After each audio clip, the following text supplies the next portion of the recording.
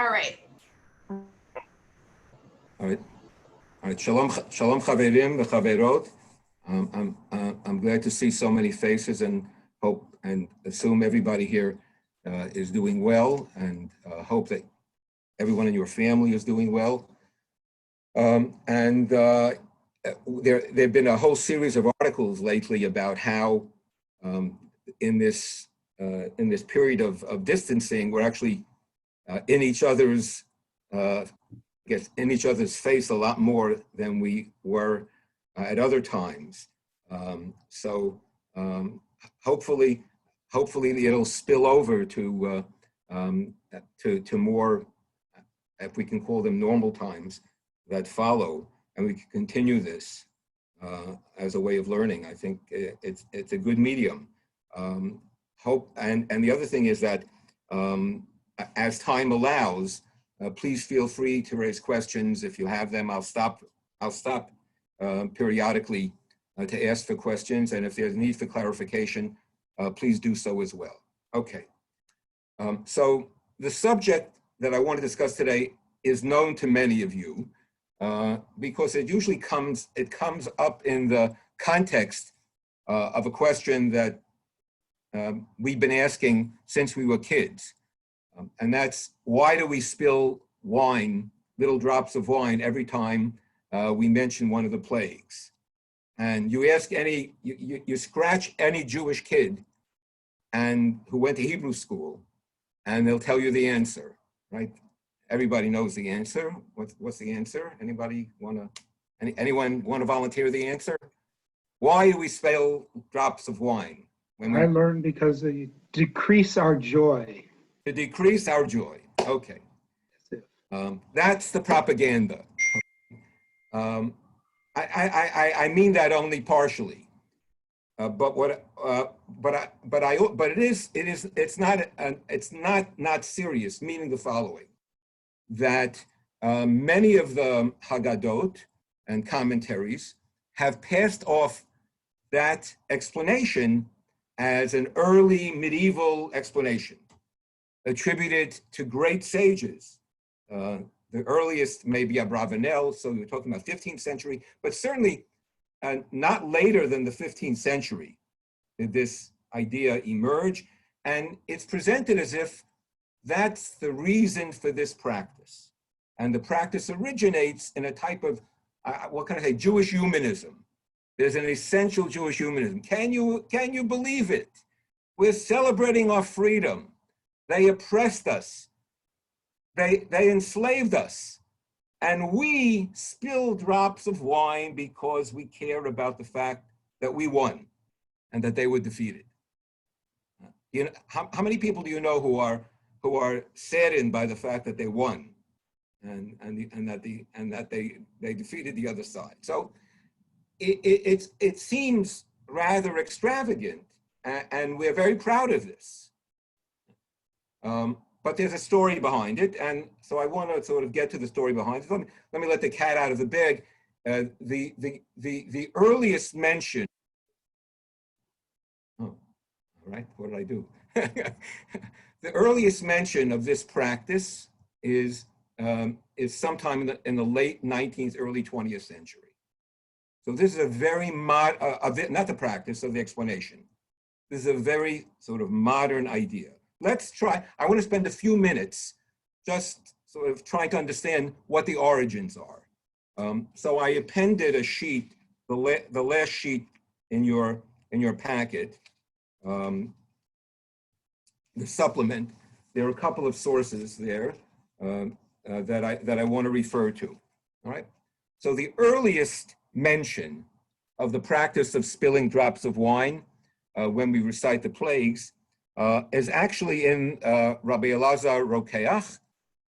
Rabbi Elazar, I guess what we would call him, the apothecary, one of the great rabbis of Ashkenaz in the late 12th, early 13th century, who lived in Mainz. One of the premier figures in what we know to be what's called Chasidei Ashkenaz, the Ashkenazic pietists. Not a group that I think that you're all familiar with, but they were Ashkenazic, let's call them Ashkenazic mystics, who also were important halachists, and they passed on a practice. Now, the Rokeach's practice is brought here in the Maharil. The Maharil is the basic source book for Ashkenazic practices. He lived a little bit later, also in Mainz, Yaakov Leib Molin, and he lived in the 15th century. And he collected the practices of Ashkenazic Jews. And he writes as follows: Amar Mahari Segol, right? So he's a Levi. Kisha Omer Bahagada, when we recite in the Haggadah, Dam Va'esh V'Timrot Ashan. Please excuse the fact that he didn't translate this, but it's pretty clear here. When you recite the three, these are not plagues. These are the events, the catastrophic events that are to occur in the end of days. Yatif be'etzba'o mikoso lachutz.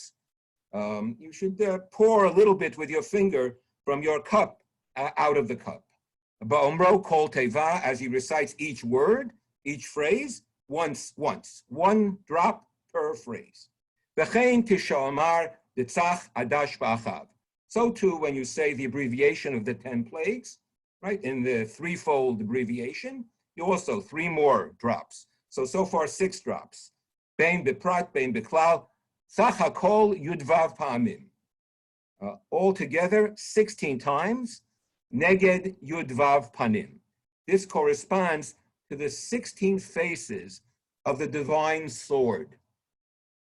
So this is some sort of mystical notion that there's a divine sword that has 16 faces. Now, what does God do with a divine sword with 16 faces? What does he do? Why are we pouring out these drops of wine when we recite the plagues? Who are the plagues directed at? Who is the sword directed at?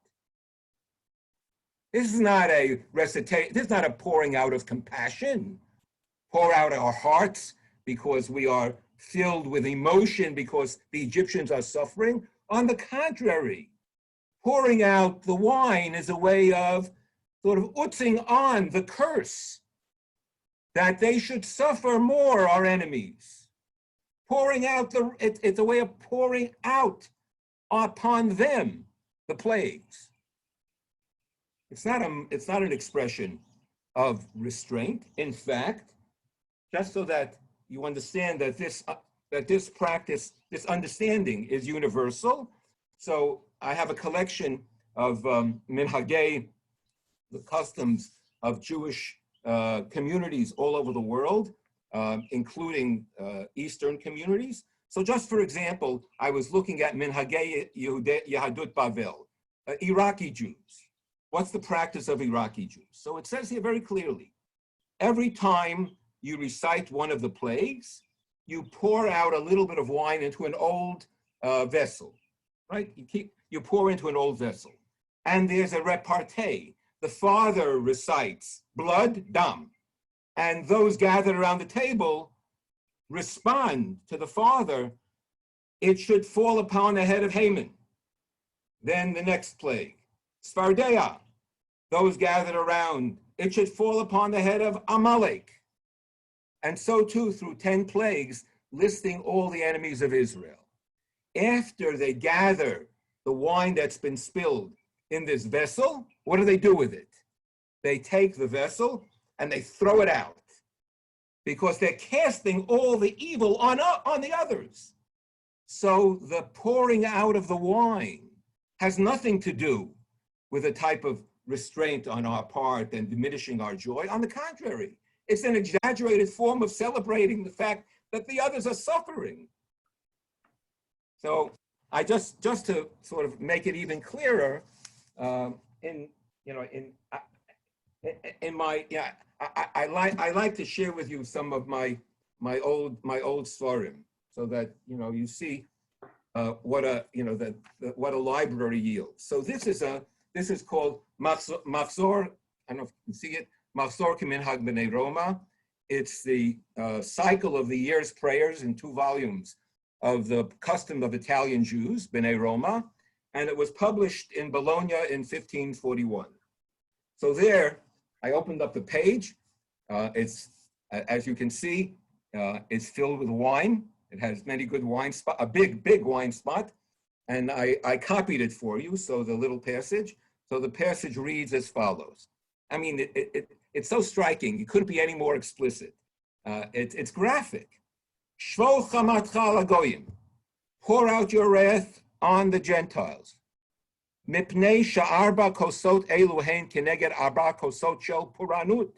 Because the 4 cups that we drink at the Seder table correspond to the 4 cups of torture, of suffering that will be brought upon by God upon lahashkot et. You see, and if you see the text that you have in front of you, you see the last word and the first word on the next line are crossed out. Those are the etchings of the censor. Why? What did the censor cross out? Et umot ha'olam, the nations of the world. So the 4 cups that we drink at the Seder table are not 4 cups of our redemption. They're 4 cups of the punishment that's going to be brought upon the nations, right?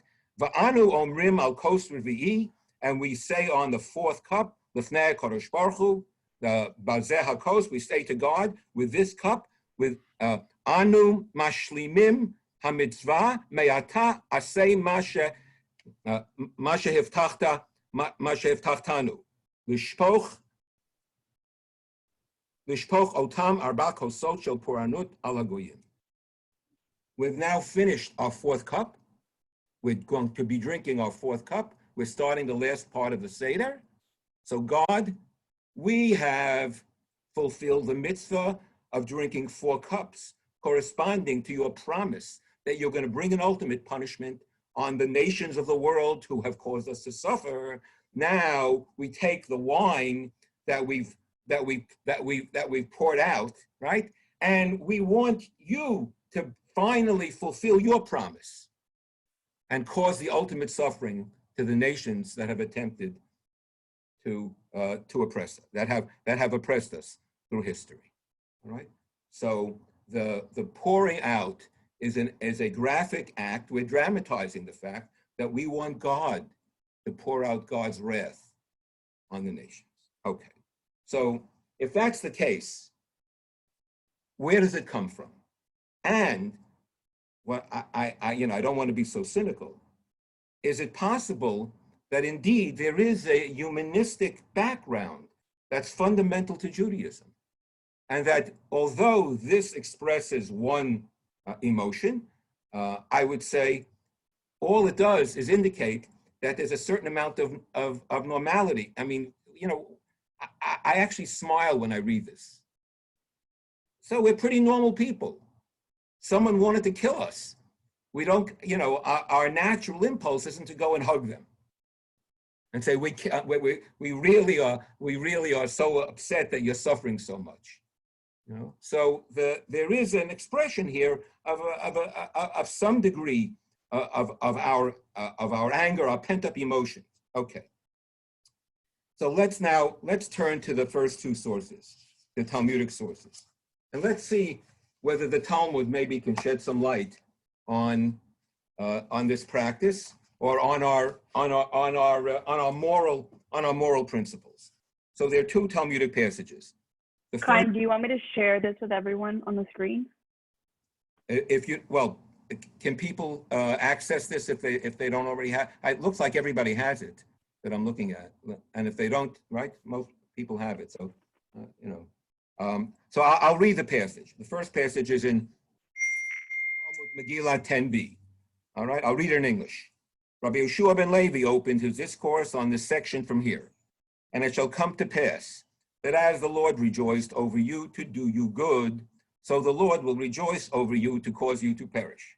Okay, so this is about God. It's from the curses in Deuteronomy. And the curses in Deuteronomy say that just like God rejoiced over when God did good to us, so will God rejoice when God brings about our punishment, because we're going to be exiled. That's the passage in Deuteronomy. So the Gemara asks, now does the Holy One, blessed be he, rejoice in the downfall of the wicked? Is that possible? That God actually rejoices when we suffer? Is he going to rejoice at our suffering? Is it not written, as they went out before the army and say, give thanks unto the Lord? This is Yehoshaphat and the battle against the Ammonites. So it says, and say, give thanks unto the Lord, for his mercy endures forever. Ki le'olam chazdo. There's a phrase missing in this praise. It's because the Hebrew that you'll recognize is Hodu Lashem Ki le'olam chazdo. The phrase that's missing is Ki tov. So Rabbi Yochanan says, why are the words for he is good, Ki tov, omitted from this thanksgiving? The answer is because the Holy One does not rejoice in the downfall of the wicked. And in this battle, the Ammonites and the Moabites are going to suffer, and they're going to be defeated.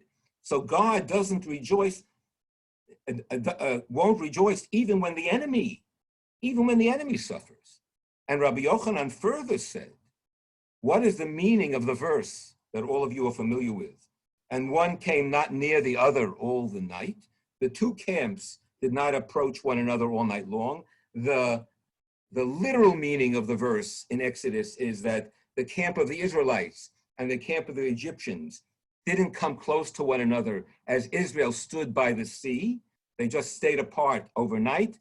But the drasha, Rabbi Yochanan's reading of the text here is that the two camps of the angels didn't come close to one another all night long, because usually the angels come together at night to praise God. So so Rabbi Yochanan taught the ministering angels wanted to chant their hymns, their usual hymns to God. But the Holy One, blessed be he, said, the work of my hands is being drowned in the sea, and you chant hymns?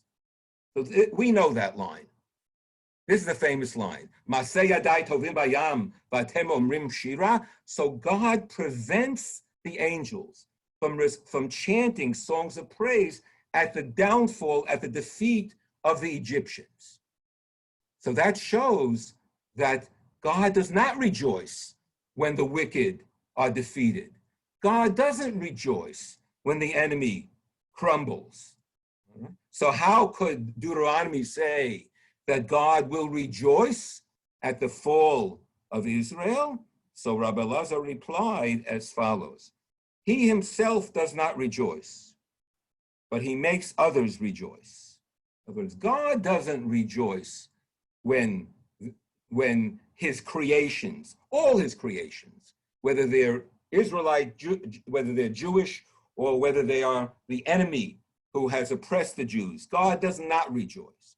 However, God does make or allow others to rejoice. Indeed, this is it, and the Gemara sort of concludes, this is indicated also by the text, which writes Yasis and not Yasus. Learn from this. Yasis is Hithiel, meaning that God activates others to chant songs of praise when the enemy is defeated. And you should all have a proof text in your minds. Of course we rejoice when the enemy is defeated. What's the proof? Someone give me the proof from the crossing of the sea. I mean, what's even the assumption here? Az Yashir. Yes, the Israelites at the sea. The Israelites were singing and dancing. They composed one of the great biblical poems, Az Yashir. Then Israel sang. So we were singing to the glory of God, and we sang, Yimincha Hashem nedari b'koach. You know, God is glorious in God's strength. Hashem ish milchama. God is a man of war. Boy, are we singing. It's all about power. We really got into it at the sea. We saw God's power manifest, and we embraced it, and we celebrated it. So what kind of proof? So this doesn't work. This text doesn't work. And God, the only thing it teaches us is that God is restrained. God doesn't like to rejoice when his creations are suffering. But humans rejoice. The winners rejoice. Those who are defeated obviously they suffer. Okay. Now let's try another text where we find a suggestion. This is a great legend that I was not familiar with until I'll tell you in a moment what sort of drew me to this Gemara. I mean, I must have, just not paid attention. So the Gemara says as follows. This is a conversation going on between Haman and Mordechai. As you know, by the way, it's very interesting that Passover and Purim are sort of linked here. The redemption of Israel from Egypt, the redemption of Israel from Haman and the Amalekites in Shushan, somehow linked together in a way in these texts in many different ways. And Haman is tasked by the king to dress up Mordechai to prepare him to be marched through the streets. So the text says as follows. I mean, it's sort of like a joke. This text is a big sort of comic scene. Haman then said to him, "Arise and put on these clothes and ride on this horse, for so the king desires you to do." In other words, get dressed. Mordechai replies, "I cannot do so until I have gone into the bath and trimmed my hair." In other words, I've just spent a few days fasting, right? I'm not in really any condition to go on this march through the streets. You got to groom me. I have to be groomed. I have to be prepared, for it would not be good manners to use the king's clothing in this state. Now, Esther had sent and closed all the baths and all the barbershops. All right. So there was no alternative. The only person who could take care of Mordechai was Haman.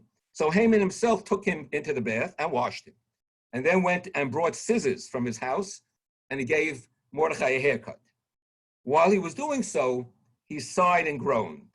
Mordechai said to him, "Why do you sigh?" Haman replied, "The man who was so esteemed by the king above all his nobles is now made a bath attendant and a barber. Look what's come of me. And I was the chief, attendant to the king and advisor. Look what I'm doing. You made me into a barber." Mordechai said to him, "I know who you are. We know you from way back. Wicked one, and were you not once a barber in Kfar Kartsum? For so Atana stated, Haman was a barber in Kfar Kartsum, 22 years. You're parading around as an advisor to the king, but I know who you are. We know who you are. You're a barber. So do your job." After he had trimmed his hair, he put the garments on him and said to him, "Mount and ride. Mordechai, get up on the horse." He replied, "I am not able, as I am so weak from the days of fasting." So Haman stooped down and he mounted, meaning that Mordechai mounted on Haman on his back as Haman was bent over. When he was up, he kicked him. Mordechai kicked Haman. He said to him, so now Haman becomes the rabbi. This is what's so wonderful about this story. Mordechai is humiliating Haman. And and not only humiliating him, but Haman is already down. I mean, he's bent over, kicks him while he's down. I mean, that's not so good, Mordechai's behavior. But now you have Reb Haman turns to Mordechai and says, "Is it not written in your books, Binfol lo yivchal tismach, rejoice not when your enemy falls?" Haman quotes scripture.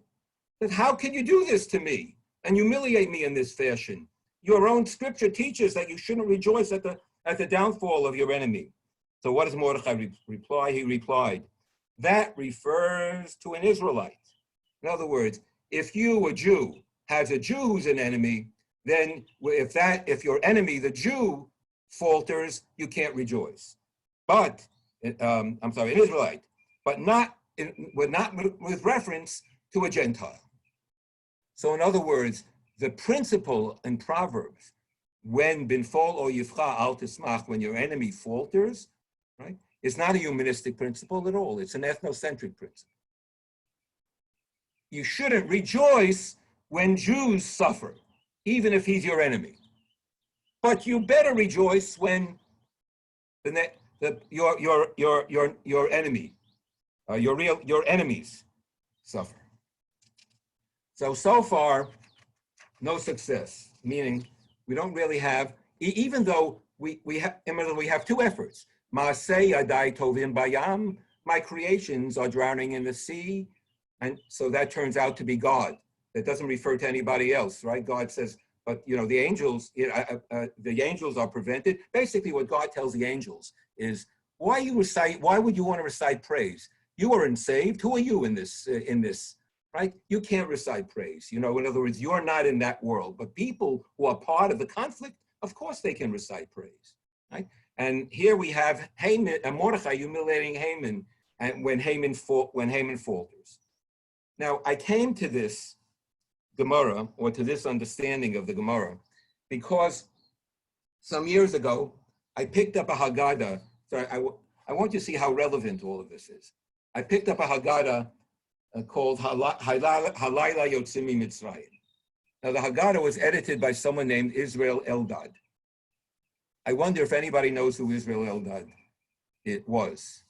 Israel Eldad was the ideologue of the Lehi, of the Israeli, of the pre-state right-wing, pre-state most extreme terrorist organization, the Stern Gang. He was ordained in the seminary in Vienna, and he had a degree, PhD in philosophy. He taught I think he taught at the Technion or University of Haifa. He never made it in Israeli academics, but not because of his lack of intellectual ability, but because ideologues on the right didn't have an open door in Israeli academic faculties. You know that the left, how the left always locks out the right. Anyway, if you know the name Yeshayahu Leibovitz, so Eldad was sort of Leibovitz's what do you call it? Parallel the intellectual of the right to Leibovitz's sort of critique on the left, right? and a very, very serious thinker. So what does Eldad tell us? You look source number 3, what I call the morality of power. So here, see what he writes. If there are in our midst Jews who have attained the rank of lofty angels, okay, so they won't see themselves as if they left Egypt. So they won't sing with us and with Moshe Rabbeinu, our lawgiver, who established our ethics. They won't sing with us, the Lord, the warrior, Lord is his name. Your right hand, Lord, indeed, your right hand is glorious in power. Agony grips, this is an anachronism, the Palestinians, not the Palestinians, it's Yoshvei Pelashet, those who dwell in the Philistine lands. And till your people cross whom you have ransomed, until the sanctuary, O Lord, which your hands established. Meaning, Eldad reads the Talmudic texts carefully. And he says, the angels were not permitted to recite praise. But normal human beings, of course they recite praise. To suppress that impulse that we have to celebrate at the downfall of our enemy is to do ourselves in. It's to damage our capacity to be a dignified people who asserts their power, who it reflects a type of paralysis that Jews unfortunately developed in the diaspora. This is what Eldad is saying. It's a paralysis that caused us to suffer. We finally have matured and we can embrace power. We need to look back to the Bible and understand that in the Bible, there's no restraint. That's his assertion. The Bible, in fact, is an all-out battle. And God leads the battle against the enemy. And we have to carry that principle with us, or else we will continue to suffer as a people. That's the story of the Jewish diaspora. By the way, you read the same sentiments. I have some sermons, so to speak, written by Meir Kahana. The same ideology. Eldad continues, but we who are not angels, since we are flesh and blood, the descendants of the flesh and blood that was oppressed in all the Egyptian exiles that the Philistines have attacked from east and west, from Egypt and from Lebanon. We rejoice when our enemy falls. Rejoice not when your enemy falls was said in Proverbs regarding personal, not national relations. This clarification is for the edification of those ignoramuses who distort scripture. All of you well-meaning humanists, Kahana uses the same language, mizuyaf. We're fabricating, we're falsifying scripture when we interpret it to mean that we have to be more sensitive and more moral. We want to see the defeat of our enemies, and we sang with Moshe, and we'll sing again with a high-spiritedness that was intensely Jewish and consequently also intensely human. The song of all the seas that will be split before us. We will also sing the song of all the nights from whose darkness we emerged, and we will emerge into a great and full light, as full as the cups of our blood until now, as tall as the cup of Elijah, the comforter, who will herald the redemption from this point onward. Now this sentiment, let me stop here for a moment. Anybody have a question? Is anybody feeling uncomfortable? Everybody likes this? We're going to lead the charge for the Jewish people, But any comments?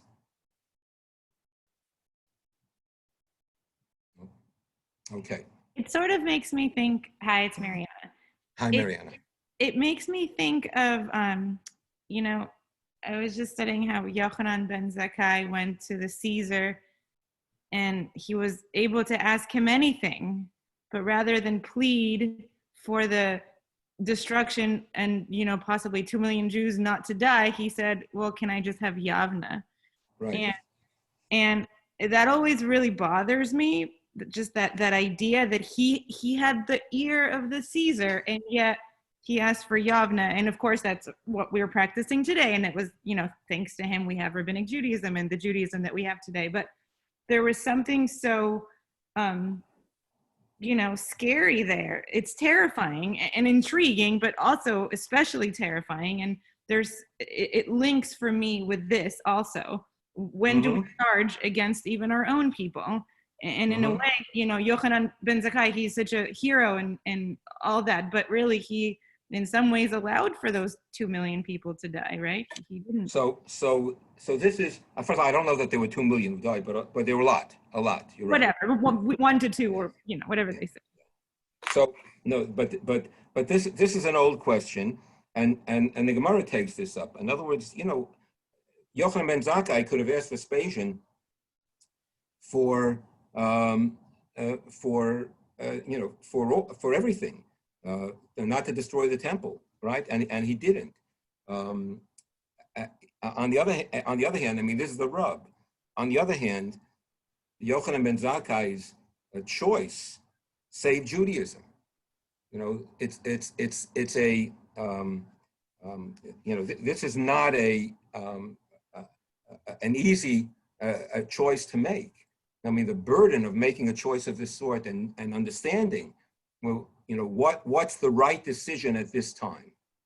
But you raise this. I mean, it's good that you raise the question, because this debate is an ongoing debate that continues to this day. I mean, I'm going to try to bring it up to date in terms of how we behave and how it's been understood. What I did bring here is a poem written by Uri Tzvi Greenberg that I've taught before. Uri Tzvi Greenberg, along with Eldad, was part of the Jabotinsky, even further to the right group. Greenberg in the 20s joined with remember, he's a great poet to this very day. He's revered in Israel as a great poet, but in the 20s and 30s, he was part of a group called Brit HaBiryonim, the Covenant of the Thugs. I mean, so in other words, these were people who pursued violence in an attempt against the Arabs and against the British, and they understood that to be their right and their duty to do so. So, listen, I'm gonna read a little bit of the poem. You'll get the flavor. Your rabbis taught, says Greenberg, a land is bought with money. You buy the land and work it with a hoe. I mean, right? I mean, that's how we do it normally, peacefully. You acquire the land. And I say, a land is not bought with money. And with a hoe, you also dig and bury the dead.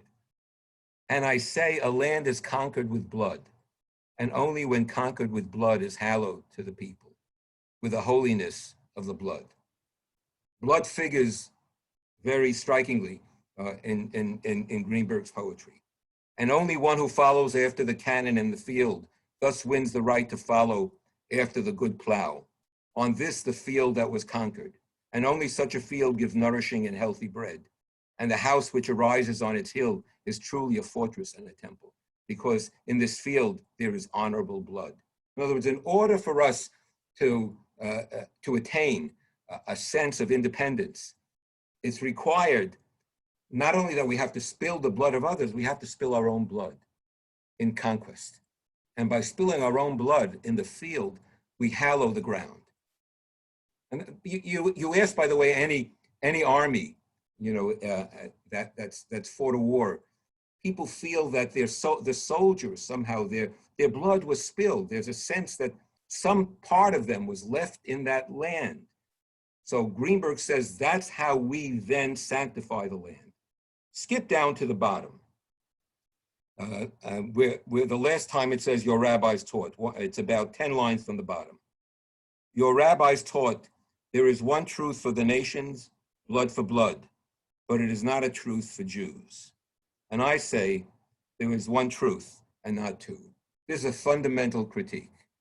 What Greenberg is referring to is the passage in the Torah, an eye for an eye, ayin tachat ayin.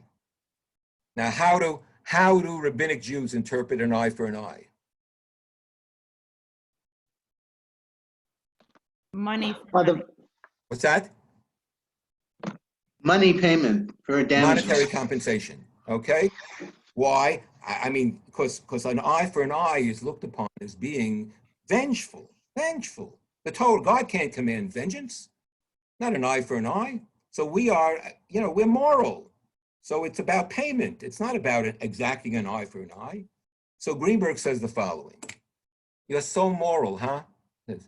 The whole world knows what an eye for an eye is. It's written in our Torah, and everybody else gets it right. Only we get it wrong. Who taught you that an eye for an eye is monetary compensation?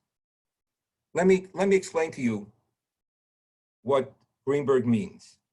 And I've used this example before. In some years ago, you might recall that the Israeli army had to go into Jenin. It was one of the actions against the terrorists, and Jenin was a center of terrorists. And initially, there was a news report that there was a massacre in Jenin, that the Israelis had massacred the Palestinians, but in truth, 23 Israeli soldiers were killed in this action.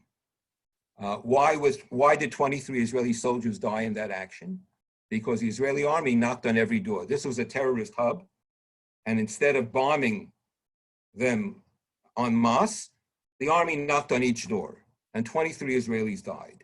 So here is the Israeli army officer who's then given the duty of reporting to the parents of the soldier what happened to their son, knocking on the door and saying as follows: I want to report to you, so-and-so, your son is a real hero.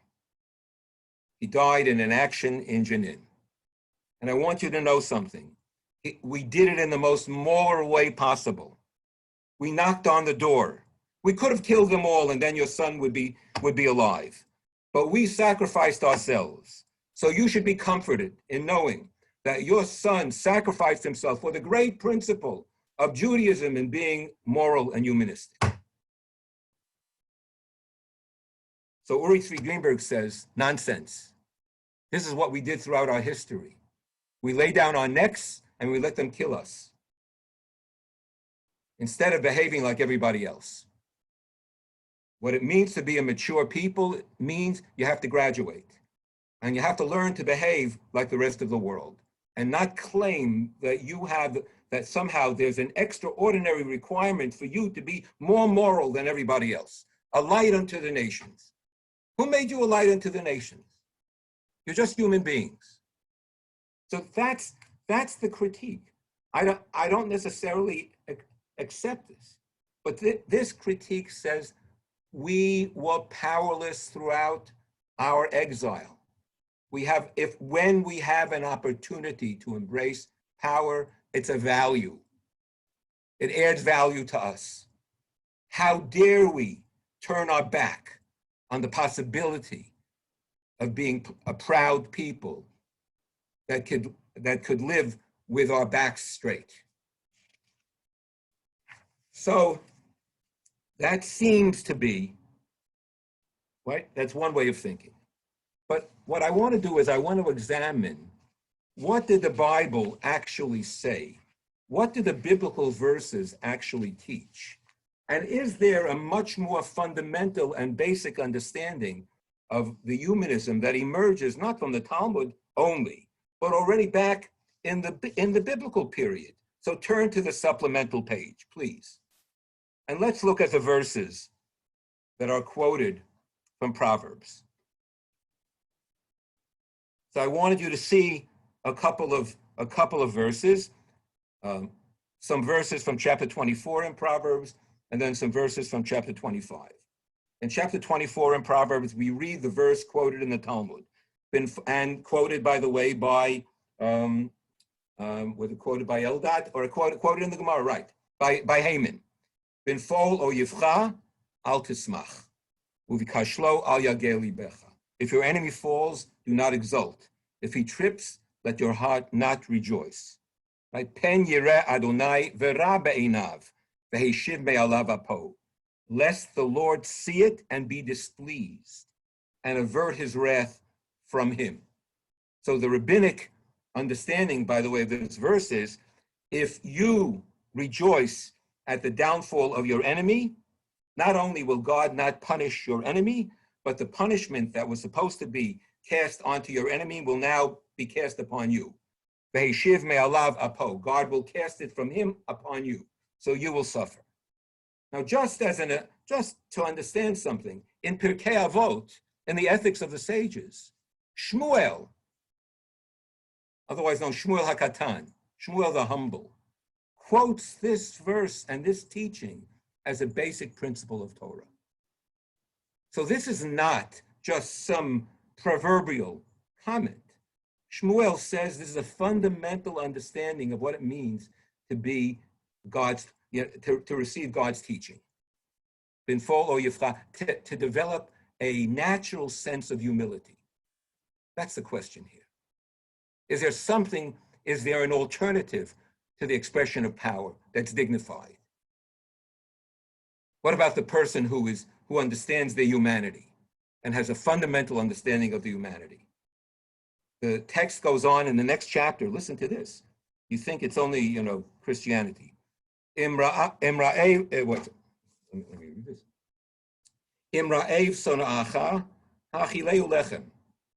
If your enemy is hungry, give him bread. If he's thirsty, give him water. It's wonderful. Because what you're doing is, because you treat him in a way that's unexpected, you cause him to get all flustered. That's the gechalim, that's the coals, gets all red in the face. He didn't expect you to be kind. He thought that you were angry. Instead, you show kindness. The result of your kindness is that it'll cut through his enmity. And that if you really want to resolve conflict, the way to resolve conflict is to extend your hand. So that's the sense that I'm getting out of Proverbs.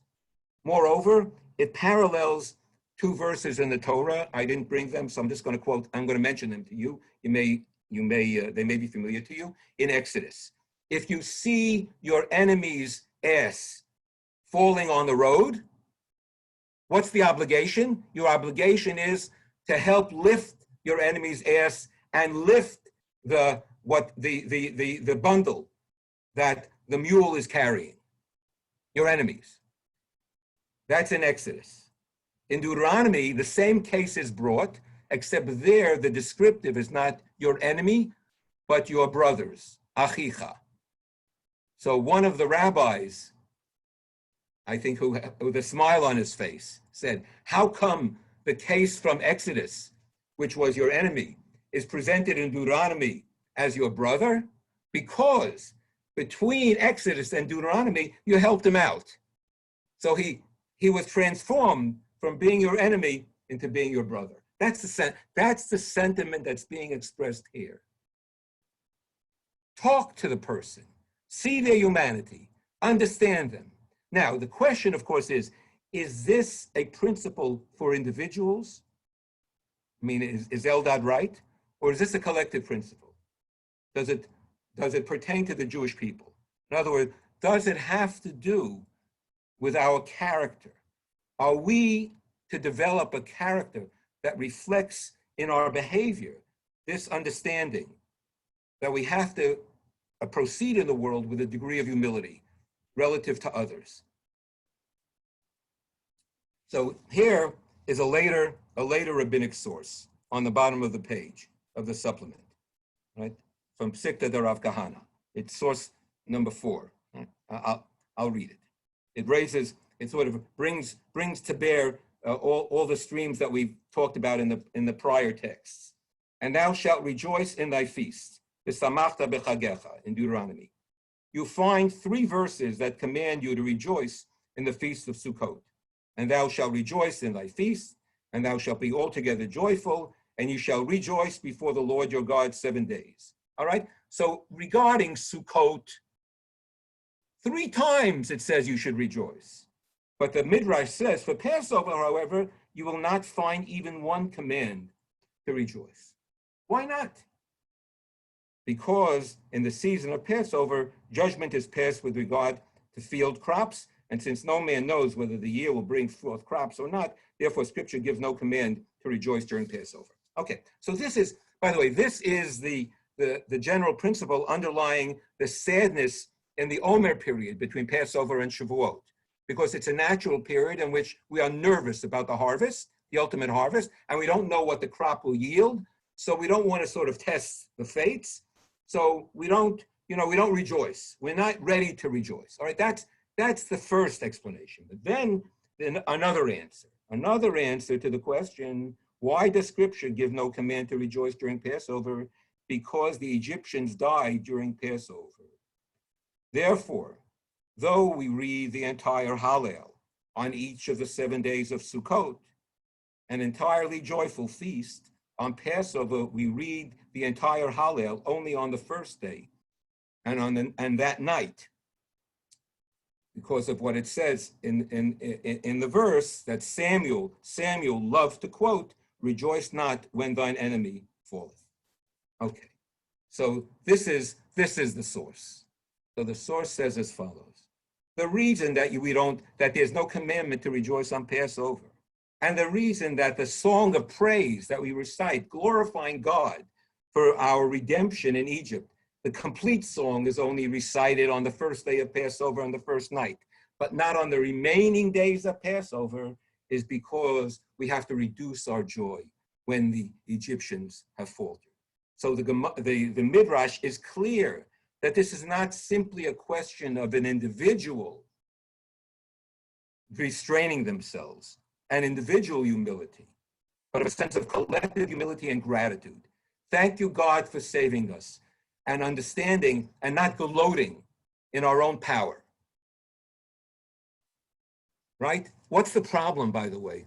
Tell me something. What's the problem in gloating in your own power? Apart from the fact that characterologically it's not so attractive. But practically, what's the problem?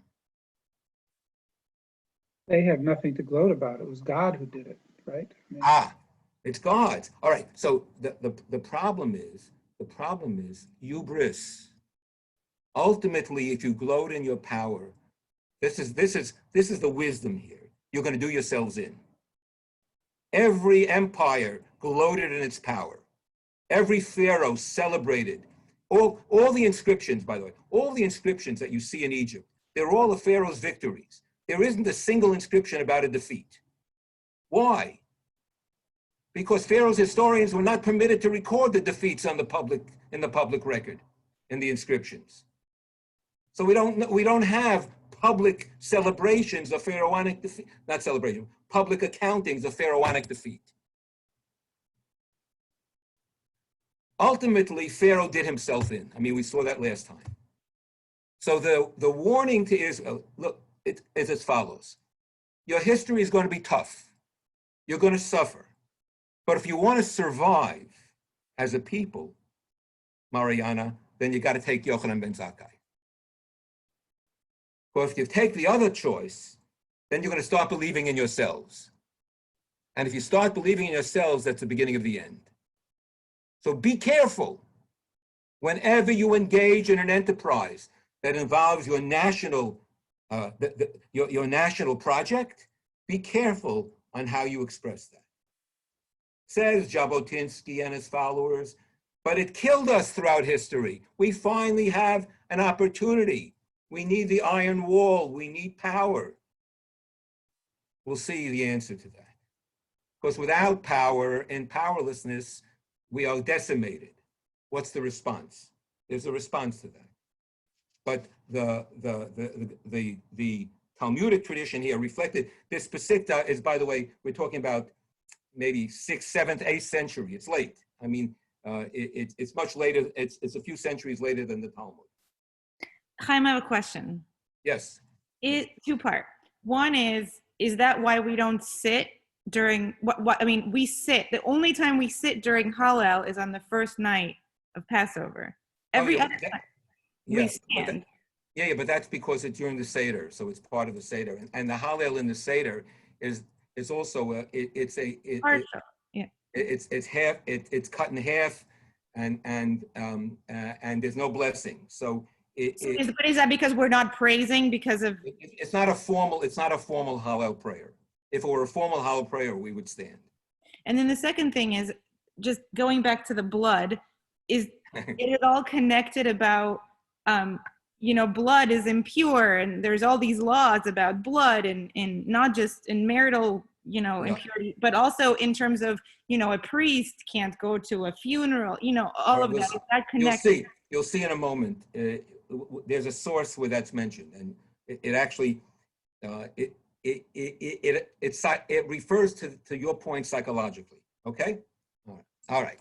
So let's turn back to source number 7. May I make a comment? Who's that? Yes, I have a comment or a question. Go ahead. Are you in Jerusalem? That is my hope. That's your home. Your home. Yes. Okay. So can we not distinguish between the leaders who are the enemies, who do evil, from the people themselves who are not followers of those leaders and therefore innocent? I think of Hitler. He was evil incarnate. Why can we not rejoice that he took his own life, that he is no longer a scourge upon this earth? Why is that not all right? And why cannot we as a nation rejoice in the fact that we were able to defeat the Arabs who were poised to wipe us out in the process of becoming an independent state? Mm-hmm. I think it's natural to rejoice in instances like that. That doesn't mean that we can't afterwards realize that there were many innocent people that suffered as well. But in the moment of victory, there is a sense of joyfulness, but that doesn't mean that is a long-lasting feeling, or one that isn't tempered by the realization that many human lives were taken and much suffering occurred. Okay, so first of all, I think we have to distinguish between the Nazis, and Hitler and all other cases. We've never confronted an evil like that. So I agree with you about that. But let's go to the more contemporary case. I think there's a distinction between celebrating our victory and celebrating the defeat of the others. of the enemy. And that the emphasis that we place is on our victory, not on their defeat, not on their downfall. Question of consciousness. No, that we're not celebrating the fact that we killed so many of them, and we're not notching up, we don't count on our weapons, notches for each head that we killed, right? We're celebrating the fact that we're free and that we won. I think that's right. I think you're right. And I think that's appropriate. And in fact, I'm not going to be able to read all the sources. I have three sources, three Lithuanian rabbis who have the same point.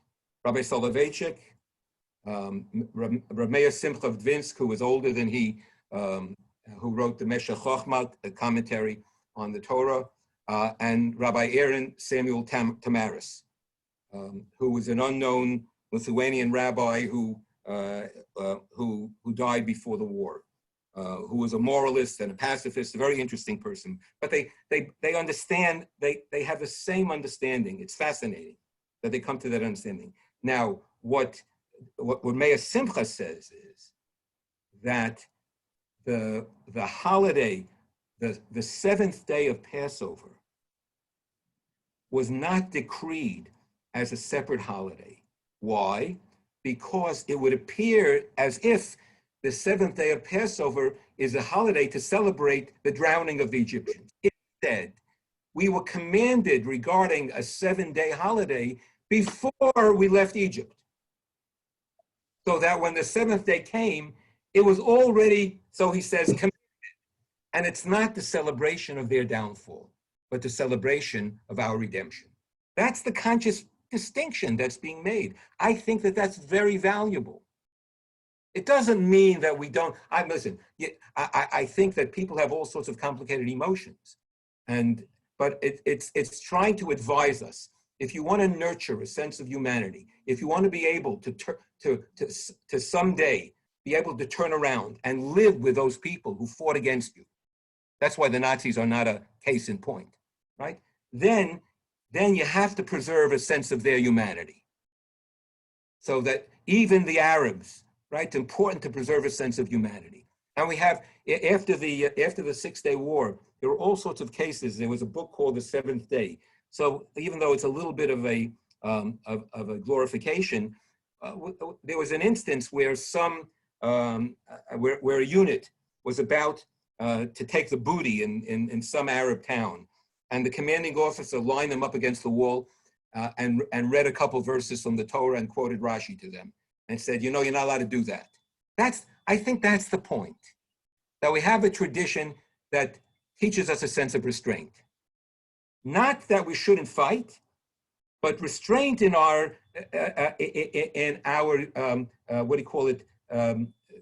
falling into the trap of sort of celebrating our power and then losing ourselves. Look at what Soloveitchik says. It's source number 7. All right. So this is from the Chumash that the commentary that they published, which is a collection of his teachings that they've adjusted to the verses in the text. When we're eating the Seder, and the angel of death is traveling around committing his dire acts, then the text commands, Lo tetzu ish mipetach beito. You shall not go out, any man, from the entrance of his house until morning. So Soloveitchik writes, on the night of freedom, the slaves perform the movement of withdrawal, of recoil, of self-defiance, and self-limitation. Freedom does not rid a man of his morals, but on the contrary, adds to his morals. The transition from slavery to freedom is very critical. The masters were exploited, tortured, humiliated, find themselves suddenly at the mercy of the slaves for whom they showed no concern, displayed no human emotion. The natural reaction of the slave who was suddenly freed is to avenge himself on the tyrant who murdered his baby, who assaulted and disgraced his daughter, who mercilessly beat him for any minor infraction of nonsensical and sadistic rule. As the proverb says, Evet ki imloch, when the slave becomes a king, he abuses the people, right? The tortured become torturers. It is usually a bloody, ruthless, and vengeful transition. Fear of slave upheaval haunted all the tyrants of antiquity, as well as those of modern times. Rebellion by slaves meant total destruction. History records many bloody and ruthless insurrections of slaves against their masters. Ancient Rome experienced twice or thrice a grim confrontation with slaves who had set themselves free. European history knows of the Peasants' Rebellion in medieval Germany and the bloody Cossack revolt in Ukraine. The stories about the cruelty of the rebels are blood-chilling. They were eager to settle a long account of cruelty. Horrific massacres were typical. The brutish drive for vengeance, for gratification of the satanic in man was irresistible. Did anything of that kind happen on the night of the Exodus? 600,000 slaves were liberated. Pharaoh came to Goshen to plead with Moses. The Egyptians were hysterical, moaning and crying, and there was a great outcry in Egypt, he quotes the verse. The Jews were now the masters, the Egyptians were subordinates. The oppressors were at the mercy of the former slaves. Were Egyptian babies taken out of the embrace of their mothers and thrown into the Nile as the babies of the slaves had been murdered? Did the Hebrew beat up his taskmaster, who just days ago had tortured him mercilessly? Did the liberated slaves set fire to the exclusive neighborhood of their former overlords? Did the teenagers at least smash the window panes of the offices where their taskmasters would assemble to plan restrictive and sadistic edicts? Nothing of the sort. Not one person was hurt, not one house destroyed. The liberated slaves had the courage to withdraw, to defy the natural call of the blood. What did the Jews do in the hour of freedom? Instead of swarming the streets of Goshen, they were locked up in their houses, eating the Paschal lamb and reciting the Hallel. It is unique in the history of revolutions. Right? So that's the fun. In other words, what Soloveitchik is saying is that's a foundational experience. It is essential in terms of the nature of who the Jews were going to be. It was as if this was our mission. Our mission was to go into history and to carry with us this understanding of freedom, that to hate your oppressor is actually not an expression of freedom. Because if you carry with you that hate, then you'll never be free. And the only way to really be free is to try to transcend it. Now, I'm not saying that that's so easy. It's difficult. But that's the point. It's the difficulty of emerging into freedom with a sense of responsibility. And this was, Soloveitchik is claiming that this is now something that has to become part of our character. Not only did we learn this in Egypt, but we carry this through in terms of how we live in the world. Go ahead. I'm sorry. Go ahead, Sheldon. Go ahead. So I understand what you're saying on a person-to-person level, less so on a nation-to-nation level. Less so on what? On a nation-to-nation level. You're saying that Hitler was an anomaly. I don't believe that, because in every generation there arises an Amalek. We have Amaleks today. We have ISIS. We have other groups that are pure evil.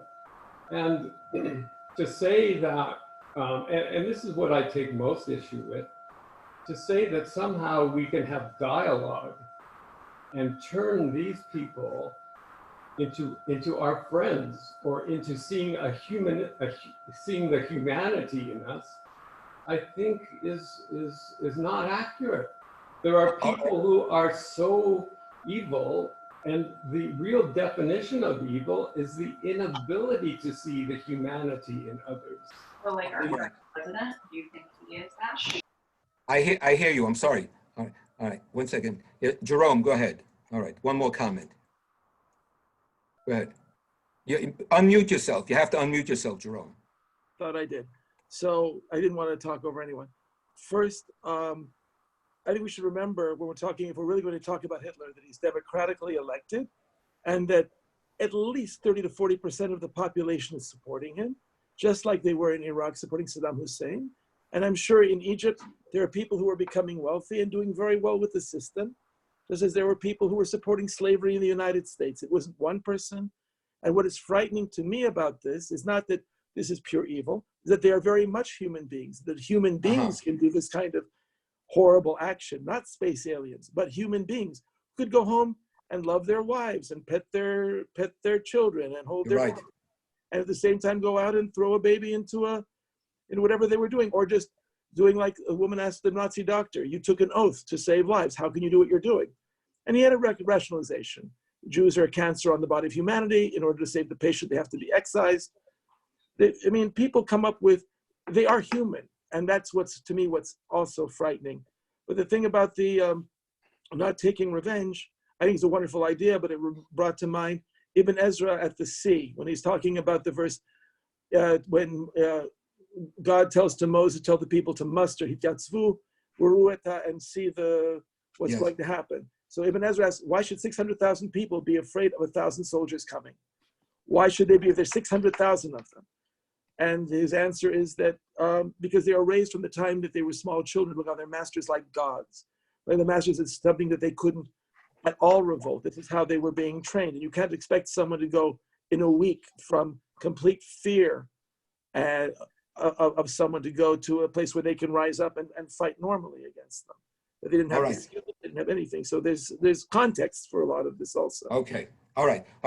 So I do want to make two more points, and then I want to come back to that, Jerome. Okay.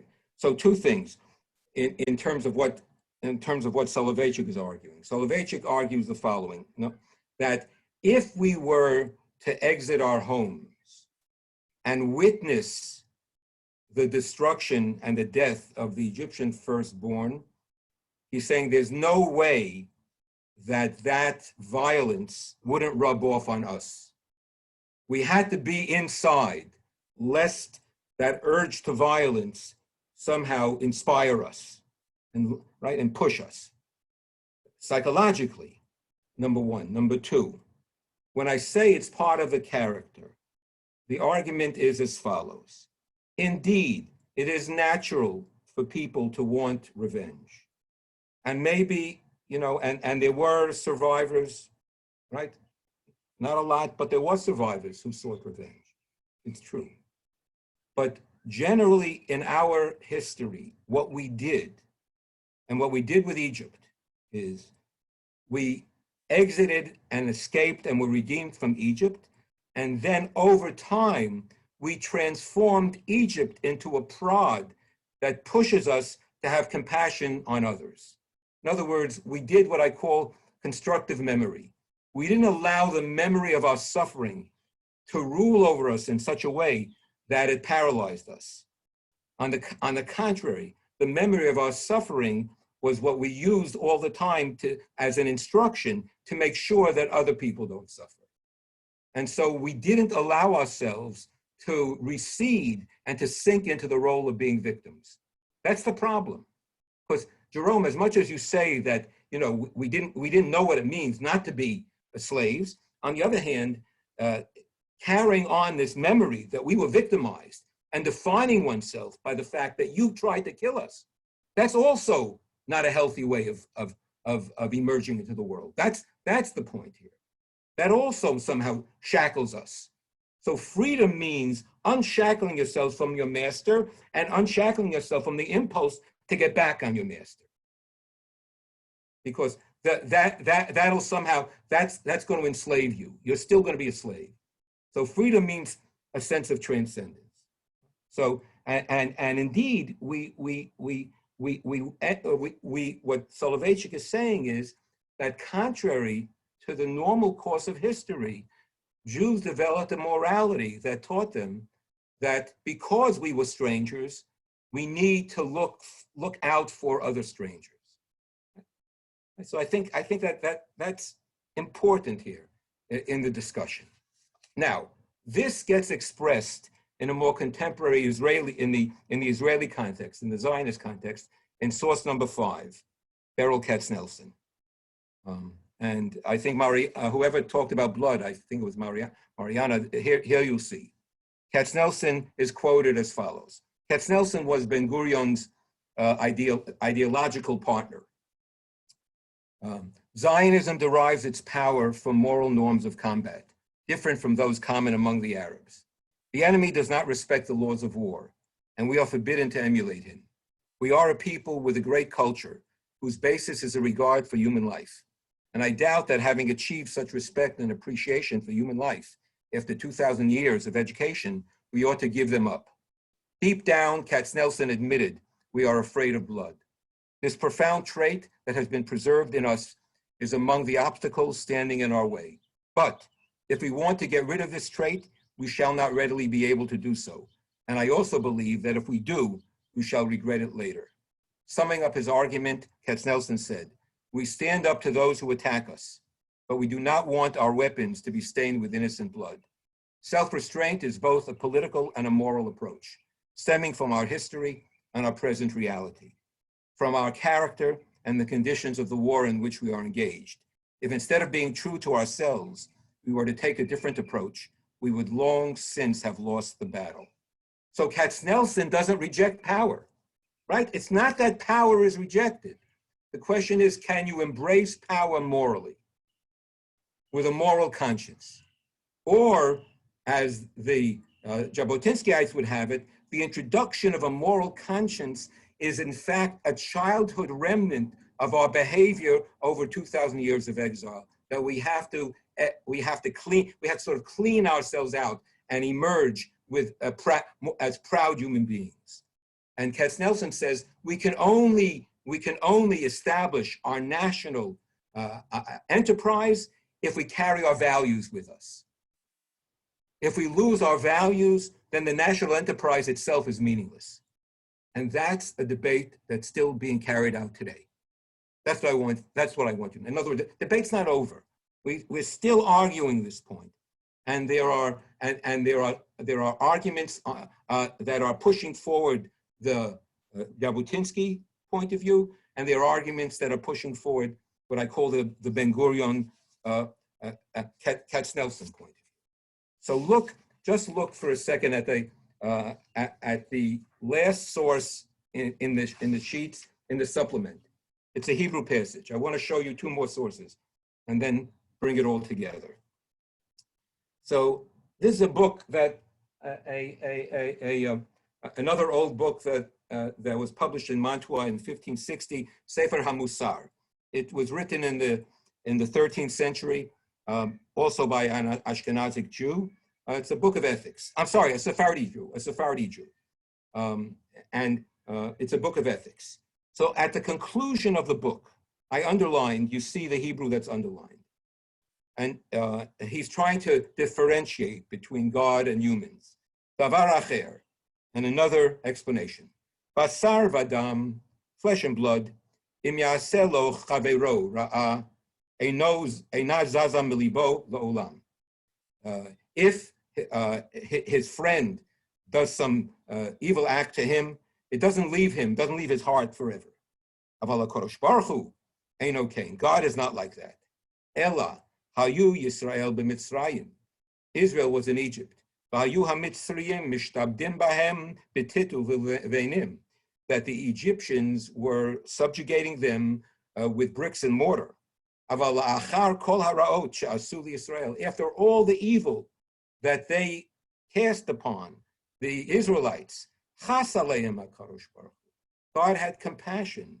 Va'amar in Deuteronomy, chapter, I think 23, verse 5. Lo tita'ev Mitzri. Do not abominate the Egyptians. Higer hayita bi'artzo. Because you were a stranger in his land. It's Deuteronomy 23, verse 8. So this is fascinating. We were slaves in Egypt. They oppressed us. Not only do we have these rabbinic teachings about not rejoicing at their downfall, and not only is it a verse in Proverbs that tell us not to rejoice, right, when we defeat them. And not only is it with Meir Simcha and Soloveitchik, it's an explicit divine commandment that even though the Egyptians oppressed us, we're commanded not to carry forth the hatred into the world. Lo teta'ev Mitzri. And therefore, by the way, that's why we were able to be a creative people in history and not wallow in the sorrow of our suffering. Because we didn't allow our suffering to define who we were. I mean, that's why I've always pushed back against making the Holocaust the central defining characteristic of the Jewish people and a source of identity. It's not a source of our identity. The source of our identity is our values. And our values allow us to resist the temptation to fall into the pattern, the natural pattern of allowing power to overwhelm. So the task at hand and the question is it possible to embrace power and still preserve your values? That is the great experiment in which we engaged. So two final things. If you look at the declaration, it's source number 8. It hangs on the wall at Hillel. It's a Hebrew declaration that Ben Gurion issued on the afternoon of May 14th, 1948. It tells the people to be prepared for war and sacrifice. But in the last paragraph, I'll read the last paragraph in the English translation. We have been cast into a cruel war. That is, here, Ben Gurion just declared the state of Israel. They're facing the onslaught of 5 Arab armies. We have been cast into a cruel war. However, remember, within the confines of our state, citizens of the Arab people continue to live. For most of them, the war is repugnant. Their rights as equal citizens, we are commanded to uphold. We look to peace. Our hands are extended to them as partners in building the homeland.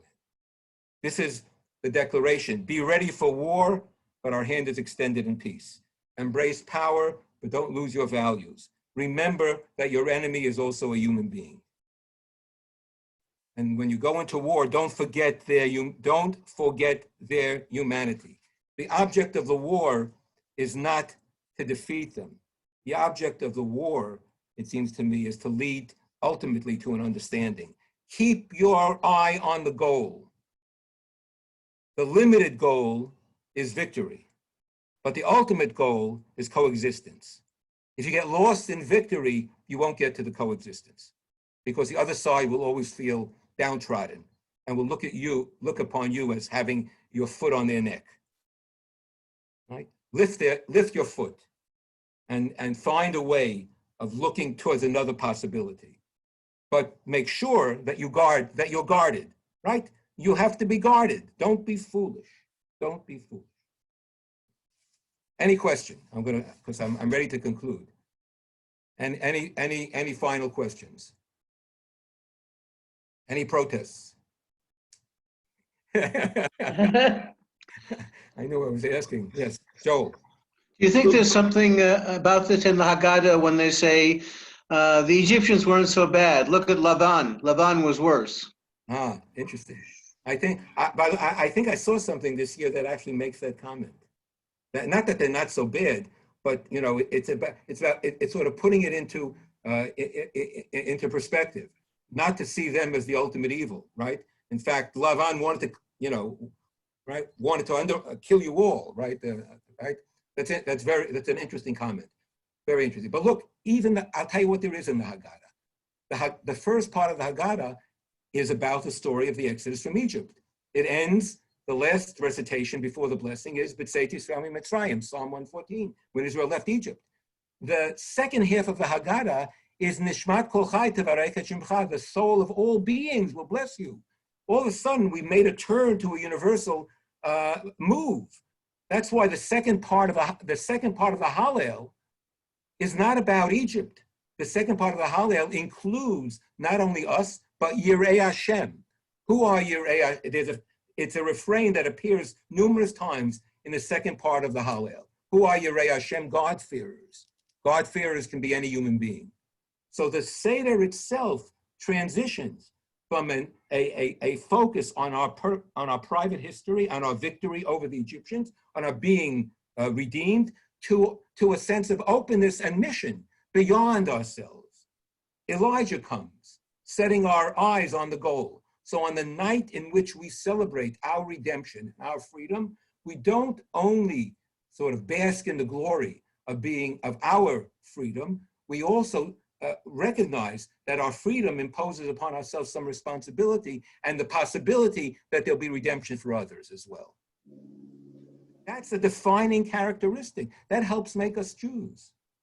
I mean, that's what I'm saying here. These are all sort of foundational elements that set the character for who the Jew is to be. And it's all about why we're still struggling with this. I had an article that I was going to read to you, but I'm not going to, that was written by Yedidia Stern, who's a professor of law and who heads up the Israeli Democratic Democracy Institute. There was an article about the Israeli soldier who killed the Palestinian terrorist that he had captured and who was on the ground and who shot him apparently in cold blood.